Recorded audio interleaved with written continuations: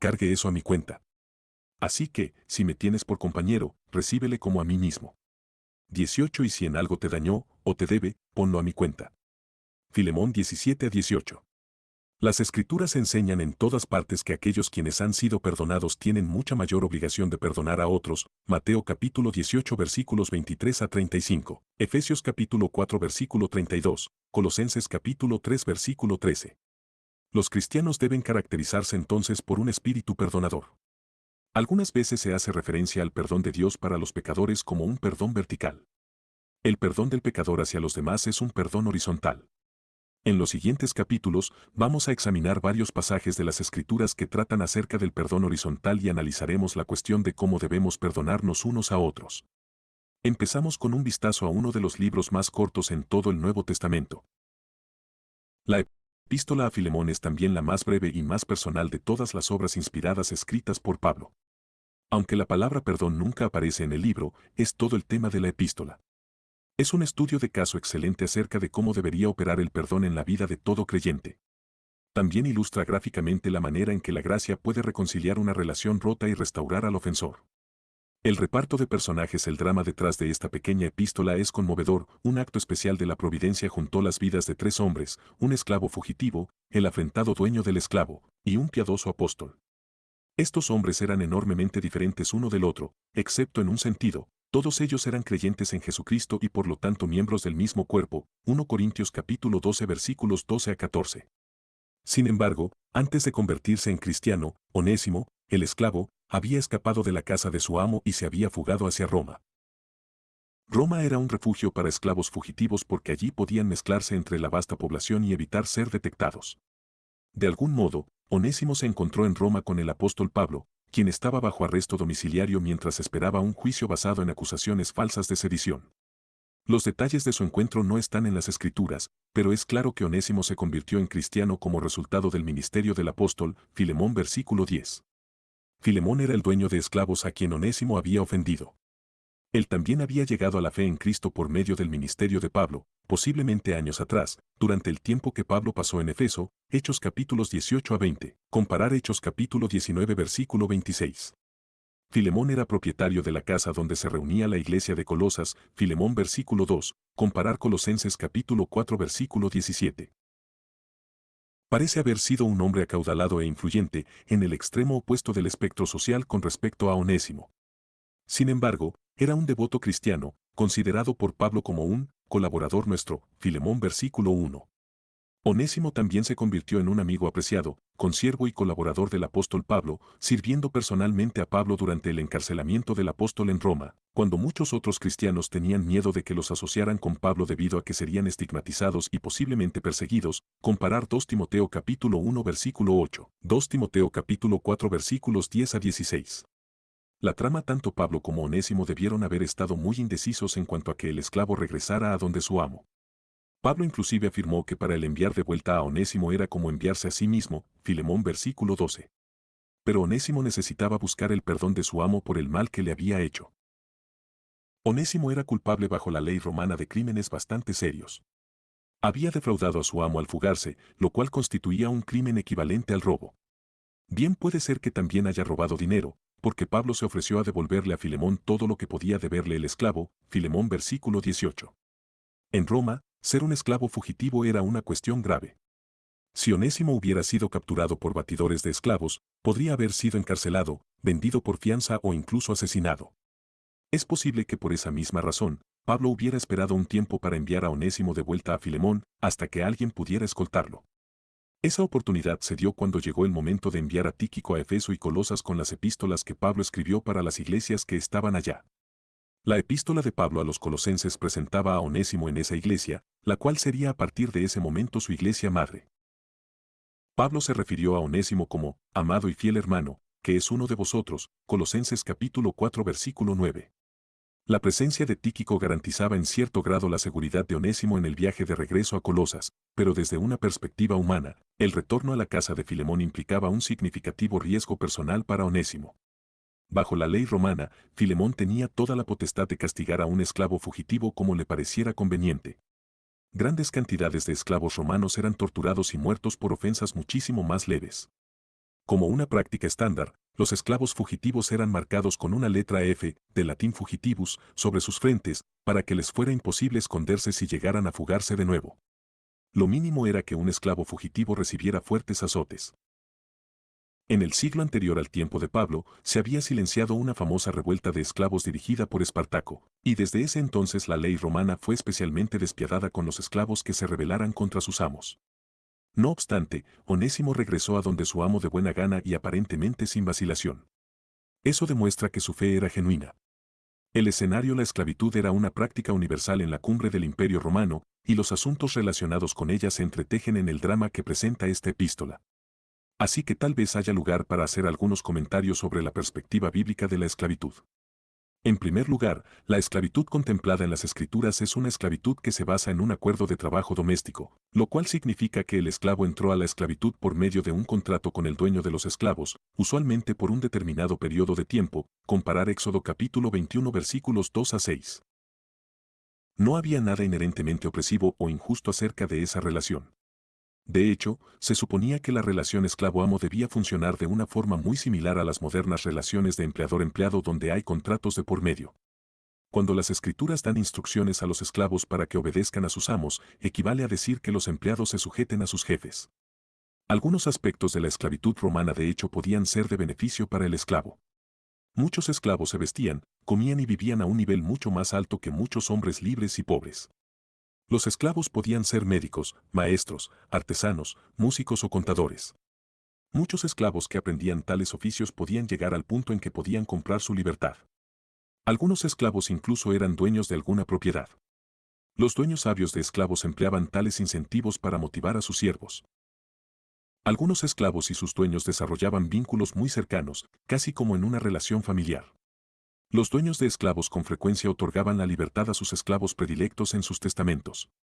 Pero la mayor parte de la esclavitud romana no era tan benévola. La esclavitud a lo largo y ancho del imperio estaba plagada con abusos y cruentas prácticas que eran inherentemente inmorales. Muchos esclavos romanos eran adquiridos y sometidos por medios violentos, no mediante un acuerdo de trabajo doméstico apropiado. La esclavitud en Roma se corrompió al punto que los esclavos eran considerados meramente como una propiedad.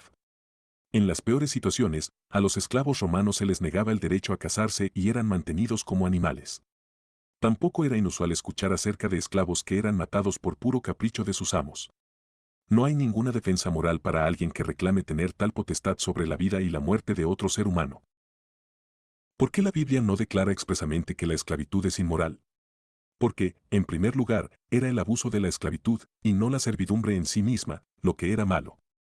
No hay nada inherentemente moral o injusto en que un hombre sirva a otro hombre. La esclavitud por acuerdo de servicios, practicada sin los abusos que muchas veces acompañaban a la esclavitud romana, no era más inmoral que la relación moderna entre el dueño de una empresa y un trabajador por contrato. Es más, todos los abusos en la esclavitud son condenados en las Escrituras, bien sea directamente o mediante claros principios. Por ejemplo, el robo de hombres sobre el cual se basaba la trata de esclavos en los comienzos de los estados norteamericanos, y también en la esclavitud romana, está expresamente condenado en las Escrituras. Éxodo capítulo 21 versículo 16.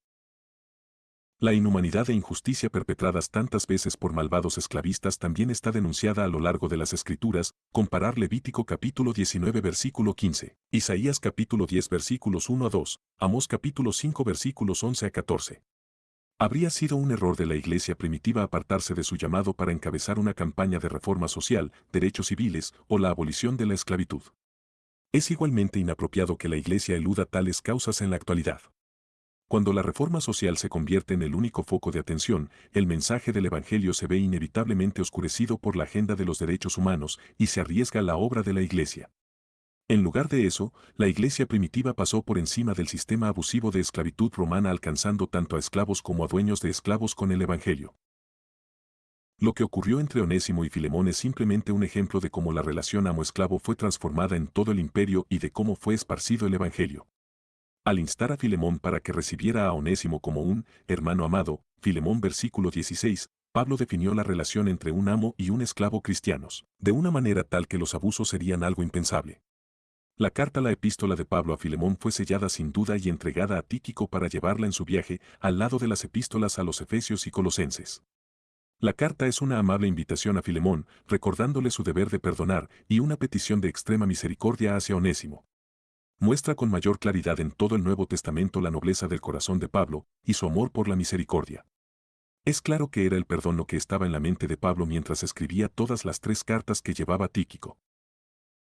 La epístola a los Efesios incluye esto: sed benignos unos con otros, misericordiosos, perdonándoos unos a otros, como Dios también os perdonó a vosotros en Cristo. Efesios capítulo 4 versículo 32. Y en la epístola a los Colosenses amplía sobre el mismo pensamiento: vestíos, pues, como escogidos de Dios, santos y amados, de entrañable misericordia, de benignidad, de humildad, de mansedumbre, de paciencia, soportándoos unos a otros, y perdonándoos unos a otros si alguno tuviere queja contra otro.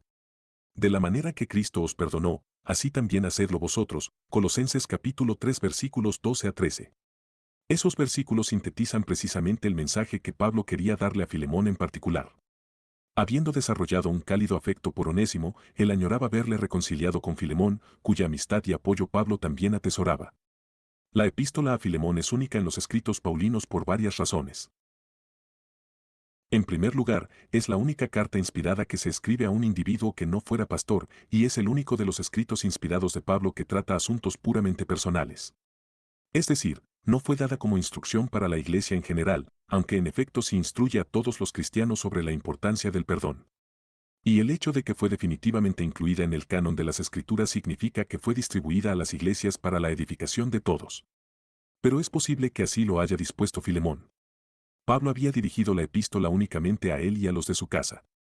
En segundo lugar, y aún más extraordinario, esta es la única de las epístolas de Pablo donde empequeñece, en lugar de afirmar, su autoridad apostólica. Y hace esto por una muy buena razón. Su objetivo es apelar a Filemón para que perdone con libertad, y no presionarlo para que perdone ante la fuerza de su autoridad, para que tu favor, el de Filemón, no fuese como de necesidad, sino voluntario. Filemón versículo 14. La epístola era deliberadamente un recurso de apelación, más que una orden, como Pablo le dijo a su amigo, por lo cual, aunque tengo mucha libertad en Cristo para mandarte lo que conviene, más bien te ruego por amor. Filemón versículos 8 a 9. Pablo, renunciando conscientemente a ejercer su autoridad sobre Filemón, apeló más bien a su amor mutuo. Filemón versículo 9, al sentido de compañerismo espiritual de Filemón con Pablo. Filemón versículo 17, y a la propia gran deuda de Filemón hacia Pablo, quien le había conducido a Cristo. Filemón versículo 19. La carta no está dirigida únicamente a Filemón, sino también a Apia, quien debió haber sido la esposa de Filemón, y Arquipo, sin duda el hijo de ambos. Comparar Colosenses capítulo 4 versículo 17. De este modo Pablo apeló a toda la familia para que dieran un ejemplo de perdón a la iglesia que se reunía en su hogar. Filemón versículo 2. La apelación aparentemente Pablo conocía bien a Filemón. El apóstol había sido el instrumento escogido por Dios para llevar a Filemón a Cristo. Los dos eran amigos de hacía mucho tiempo y se habían servido mutuamente. Tenían otros amigos cercanos en común. Por ejemplo, Epafras, el antiguo pastor de Filemón en la iglesia de Colosas, era compañero de prisiones de Pablo en Roma. Filemón versículo 23. Pablo tenía una gran confianza en el carácter de Filemón y por esa razón le hizo una apelación con tanta ternura a su amigo, en lugar de sencillamente darle una orden con el peso de su autoridad apostólica. La reputación de Filemón como un cristiano piadoso y afectuoso estaba evidentemente difundida. Había llegado tan lejos como Roma, ya que Pablo escribe, porque oigo del amor y de la fe que tienes hacia el Señor Jesús, y para con todos los santos. Filemón versículo 5. Tal amor hacia los santos es característico de todos los cristianos verdaderos. El apóstol Juan escribió, nosotros sabemos que hemos pasado de muerte a vida, en que amamos a los hermanos. 1 Juan capítulo 3 versículo 14. El amor de los unos por los otros es el resultado que se espera de un conocimiento de Dios. Amados, amémonos unos a otros, porque el amor es de Dios. Todo aquel que ama, es nacido de Dios, y conoce a Dios. El que no ama, no ha conocido a Dios, porque Dios es amor. 1 Juan capítulo 4 versículos 7 a 8. Es claro entonces, que alguna medida de amor por los hermanos está presente en todo creyente. Pero el amor de Filemón era extraordinario. Él era renombrado por su gran amor hacia los hermanos. Pablo mismo era consolado y animado por lo que él había escuchado sobre el afecto de Filemón por los santos. Él escribió, pues tenemos gran gozo y consolación en tu amor, porque por ti, oh hermano, han sido confortados los corazones de los santos. Filemón versículo 7. En otras palabras, mostrar amor a los santos era el ministerio por el que Filemón era bien conocido. Su hospitalidad y amor hacia el pueblo de Dios era un rasgo predominante de su carácter, y todos podían verlo. No solamente había abierto su casa para la iglesia en Colosas, sino que estaba especialmente dedicado a la tarea de confortar los corazones de sus hermanos creyentes, Filemón versículo 7. La palabra griega que se traduce como confortados en el versículo 7 es anapago, un término militar empleado para describir a un ejército que descansa después de una larga jornada. El ministerio de Filemón entre los santos tenía el efecto de rejuvenecer y vigorizar a los creyentes de la iglesia primitiva en medio de sus múltiples luchas y persecuciones. No hay nada en el relato bíblico que sugiera que Filemón fuera un anciano o maestro en la iglesia. Parece haber sido un laico ejerciendo un ministerio de apoyo, hospitalidad y ánimo. Pero el desbordamiento de amor de su corazón era legendario. Esas virtudes fueron la base para la apelación a Pablo en favor de Onésimo. Aunque Onésimo había abandonado la casa de Filemón como un esclavo fugitivo, estaba regresando como un hermano en Cristo. La relación esclavo-amo iba a ser rebasada por una relación completamente nueva. Onésimo y Filemón se habían convertido en hermanos espirituales, y Pablo sabía que Filemón podría reconocer el deber que esto imponía sobre él, porque en Cristo ya no hay esclavo ni libre, porque todos vosotros sois uno en Cristo Jesús. Gálatas capítulo 3 versículo 28. He aquí el corazón de la apelación de Pablo a Filemón, por lo cual, aunque tengo mucha libertad en Cristo para mandarte lo que conviene, más bien te ruego por amor, siendo como soy, Pablo ya anciano, y ahora, además, prisionero de Jesucristo te ruego por mi hijo Onésimo, a quien engendré en mis prisiones, el cual en otro tiempo te fue inútil, pero ahora a ti y a mí nos es útil, el cual vuelvo a enviarte, tú, pues, recíbele como a mí mismo. Yo quisiera retenerle conmigo, para que en lugar tuyo me sirviese en mis prisiones por el Evangelio, pero nada quise hacer sin tu consentimiento, para que tu favor no fuese como de necesidad, sino voluntario. Porque quizás para esto se apartó de ti por algún tiempo, para que le recibieses para siempre, no ya como esclavo, sino como más que esclavo, como hermano amado, mayormente para mí, pero cuanto más para ti, tanto en la carne como en el Señor. Filemón versículos 8 a 16, la apelación de Pablo a Filemón contrasta fuertemente con su manera de abordar los temas en sus demás epístolas. Aquí él no apela a principios doctrinales o a la ley divina, sino al amor que Filemón tiene hacia los hermanos, Filemón versículo 9. Puesto que Onésimo era ahora un hermano en Cristo, Pablo sabía que Filemón estaría naturalmente inclinado a demostrarle su amor. Pablo empleó un acercamiento similar con los corintios cuando procuraba animarlos a dar. Él apeló a cada persona para que diera con un corazón dispuesto, cada uno de como propuso en su corazón, no con tristeza, ni por necesidad, porque Dios ama al dador alegre. 2 Corintios capítulo 9 versículo 7. Una apelación forzosa a cumplir un deber sin duda que habría sido efectiva, pero la recompensa por escoger con gusto y alegría la obediencia es mucho más abundante, y Pablo no quería privarlos a ellos de esa recompensa. De manera similar, en su tratamiento de Filemón, Pablo estaba tan seguro de la disposición de su amigo para hacer lo correcto, que no vio la necesidad de emplear tácticas de brazo fuerte. ¿Acaso Filemón tenía el deber de perdonar? Sí. Negarse a perdonar a Onésimo habría sido una desobediencia a la clara enseñanza de Cristo, comparar Lucas capítulo 17 versículo 4, Mateo capítulo 6 versículo 15. Retener el perdón es también una violación de la ley moral eterna de Dios. Jesús, ampliando el sexto mandamiento, no matarás, Éxodo capítulo 20 versículo 13, enseñó que la prohibición de matar en el decálogo también se aplica al enojo y a un corazón vengativo. Pero yo os digo que cualquiera que se enoje contra su hermano, será culpable de juicio, y cualquiera que diga, necio, a su hermano, será culpable ante el concilio, y cualquiera que le diga, fato, quedará expuesto al infierno de fuego. Por tanto, si traes tu ofrenda al altar y allí te acuerdas de que tu hermano tiene algo contra ti, deja allí tu ofrenda delante del altar y anda, reconcíliate primero con tu hermano y entonces ven y presenta tu ofrenda.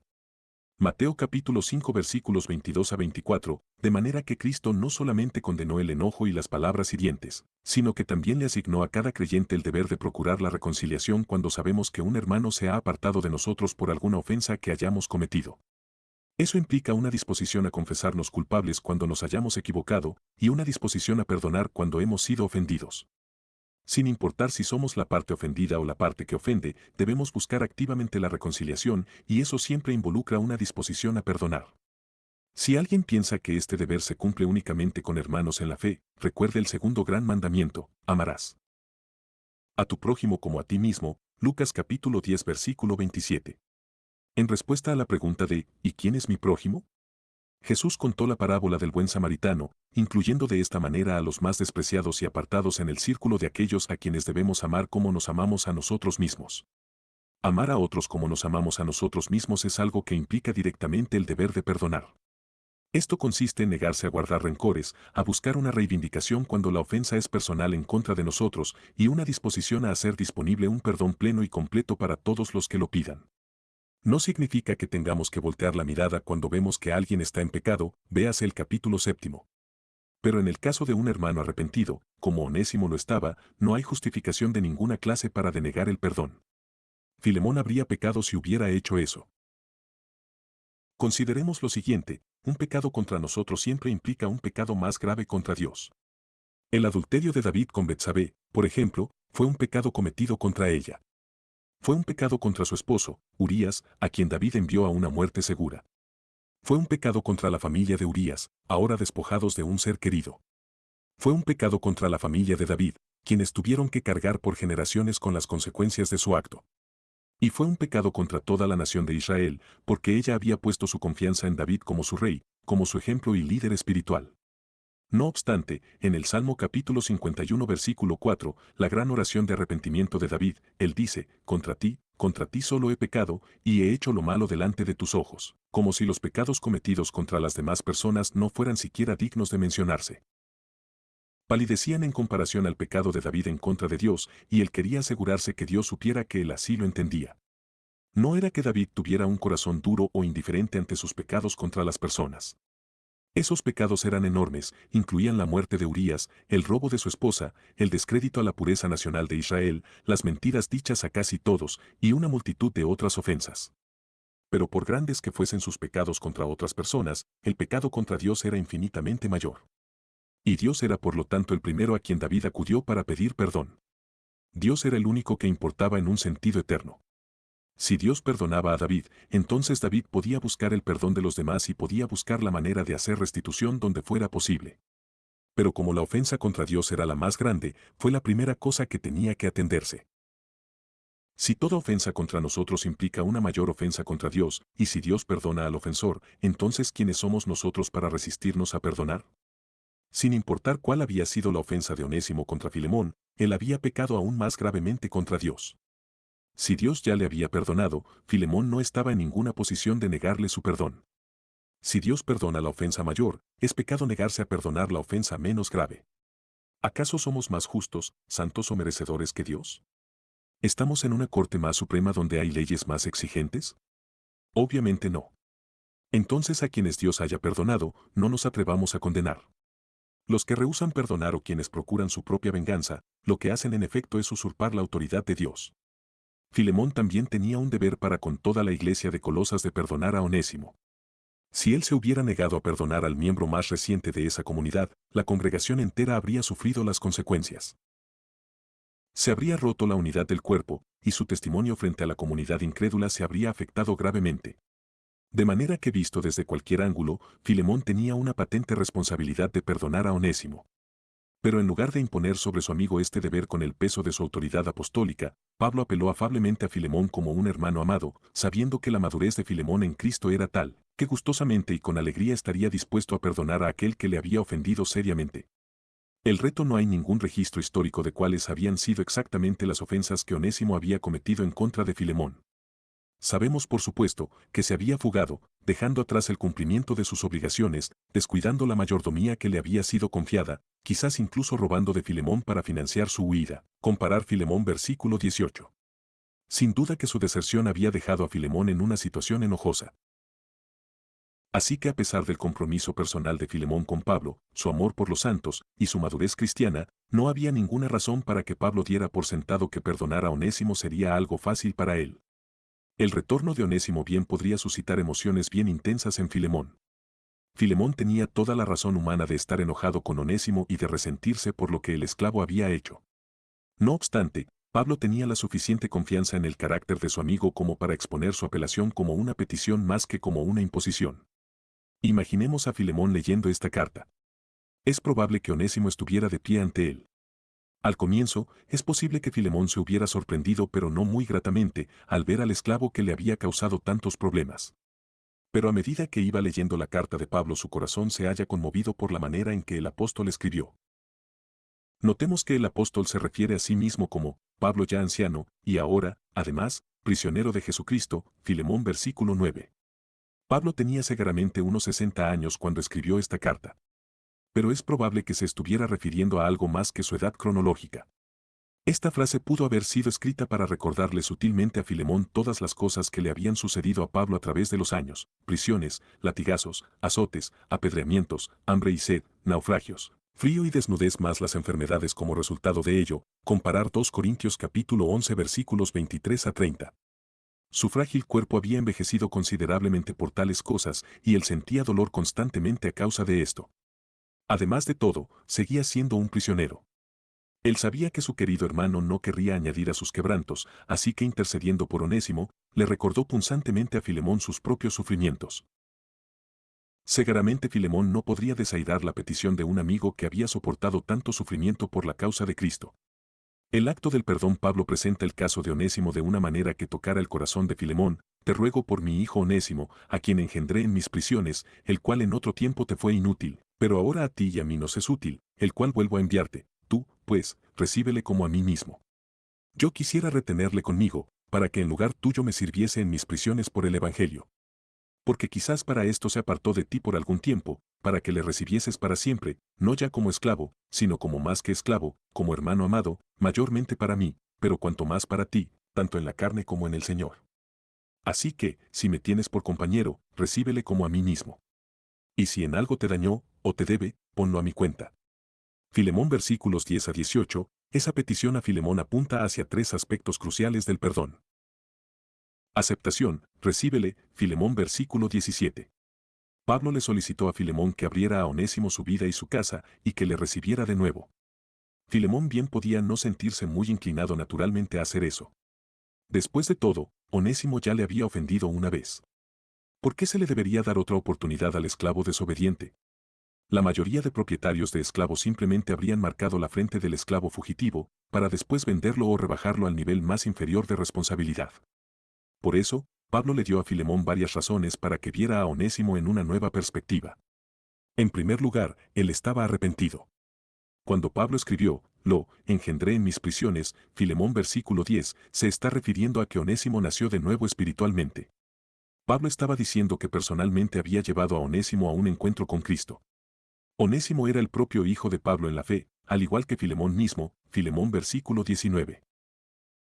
Pablo quería que Filemón supiera que él estaba seguro de que el esclavo se había convertido genuinamente.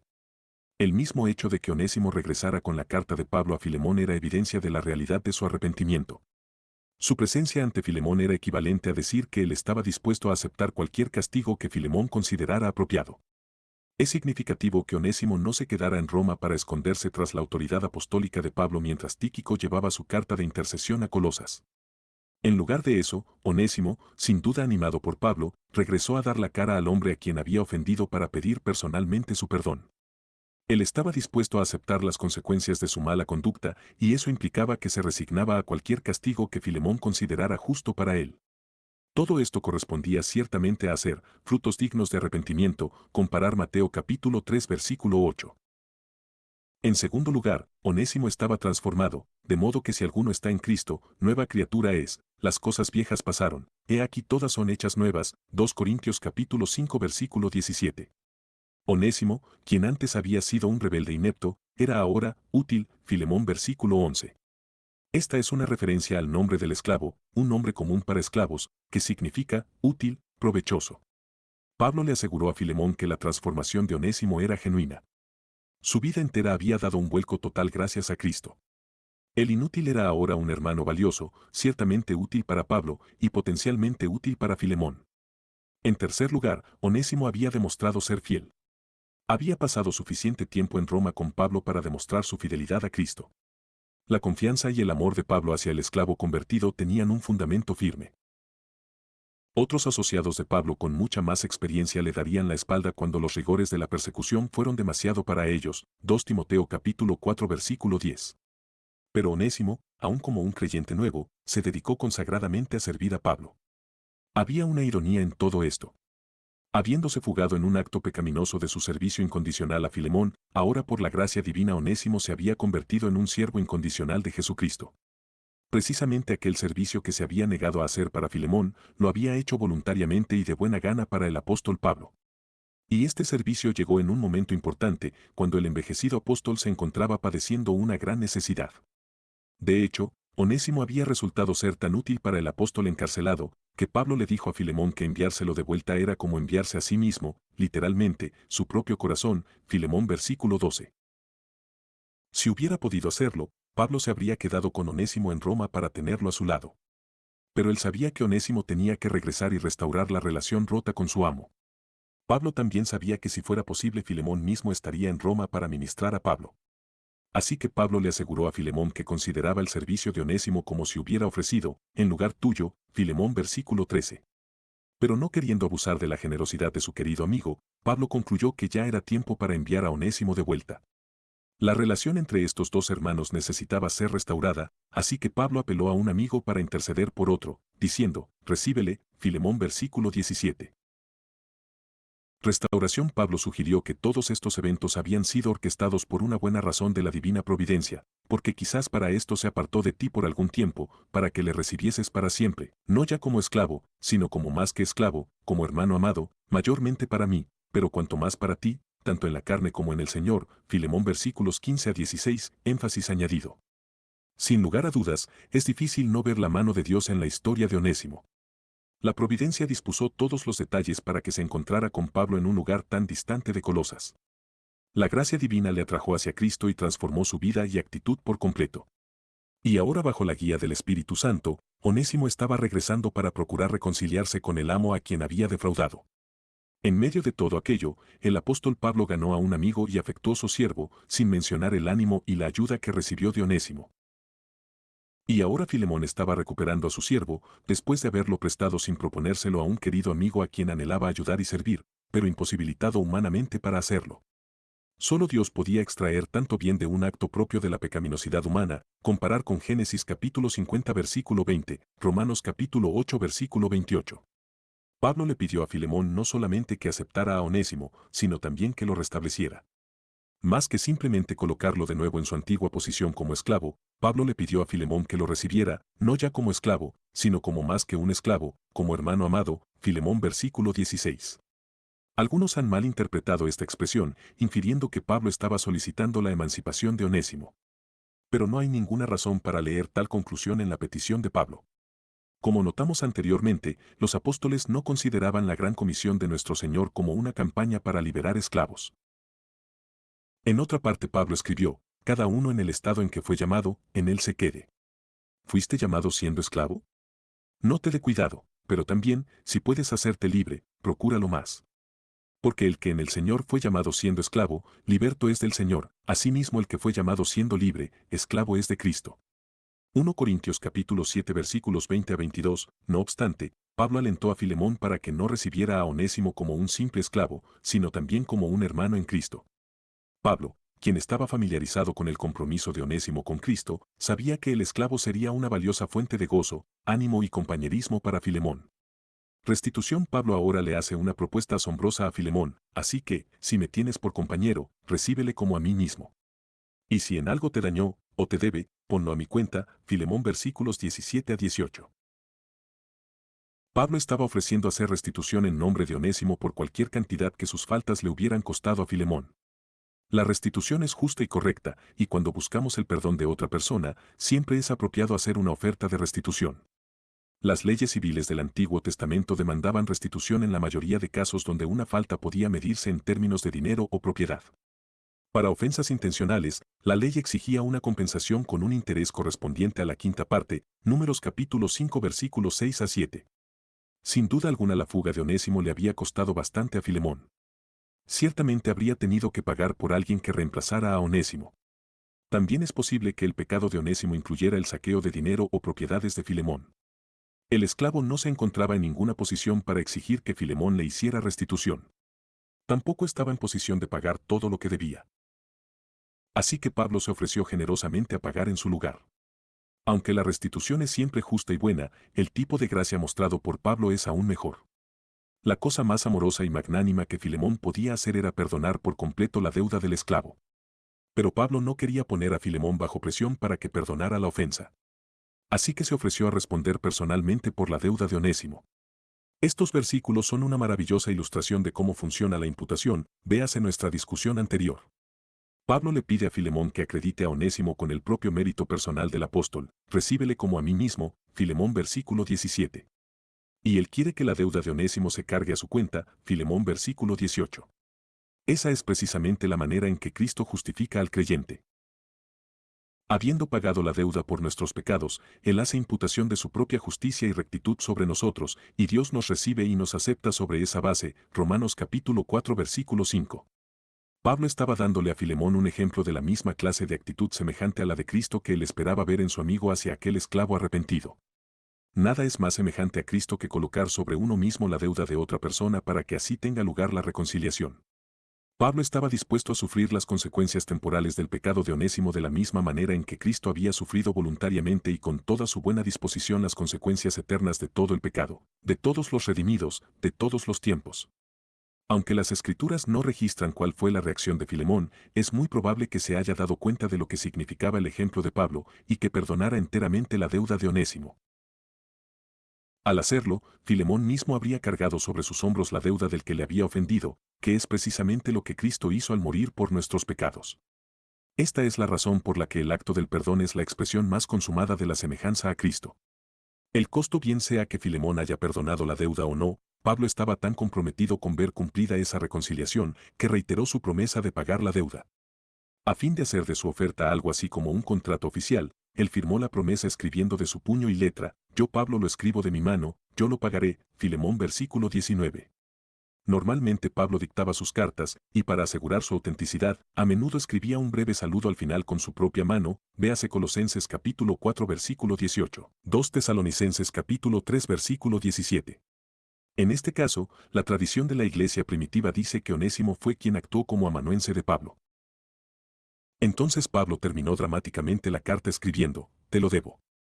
Así recalcó su gran deseo de reconciliación entre estos dos hermanos y selló formalmente su promesa a Filemón con una garantía contractual de obligatorio cumplimiento. Onésimo no tenía medios para pagar la deuda por sí mismo. Era un simple esclavo, para empezar.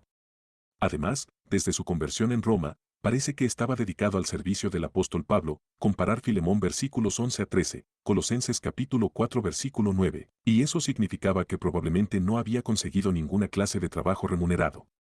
Es muy posible que Pablo, por el otro lado, tuviera suficientes recursos económicos para pagar la deuda, gracias a que la iglesia de los filipenses había sido tan generosa con él en su tiempo de necesidad. Comparar Filipenses capítulo 4 versículos 14 a 18. No obstante, casi que usando una indirecta, Pablo le recordó a Filemón que él mismo le debía a Pablo una deuda impagable, por no decirte que aún tú mismo te me debes también, Filemón versículo 19. Con todo derecho, si Filemón cargaba la deuda de Onésimo a la cuenta de Pablo, la deuda quedaría automáticamente cancelada porque Filemón tenía con Pablo una deuda muchísimo mayor. La deuda de Onésimo a Filemón podía medirse con cifras numéricas, la deuda de Filemón a Pablo era una obligación eterna y espiritual. Después de todo, Pablo era quien lo había llevado a conocer a Cristo. Esa era una deuda incalculable que Filemón jamás podría pagar. Esta es una perspectiva que todo cristiano debería tener. Todos nosotros debemos nuestra misma existencia a la inmensurable gracia de Dios. Esa es una deuda que no podemos esperar ser capaces de pagar algún día. En ningún momento se justifica que le neguemos la gracia a los demás.